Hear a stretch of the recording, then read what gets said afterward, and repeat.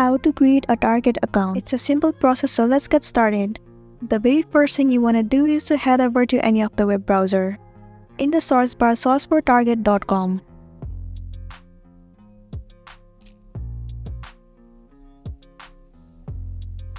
Well, it will land you on the official page of Target.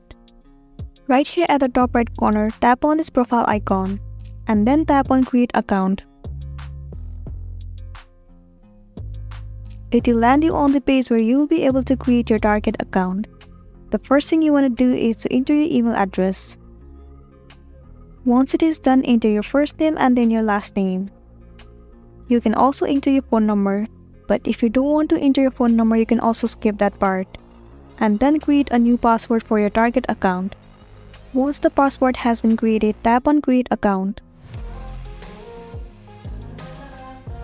Scroll down to the bottom and tap on Skip.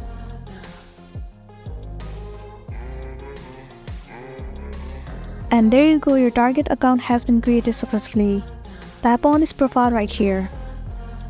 So you can see that this is your Target account. So that's it for today, and this is simply how you can create your Target account.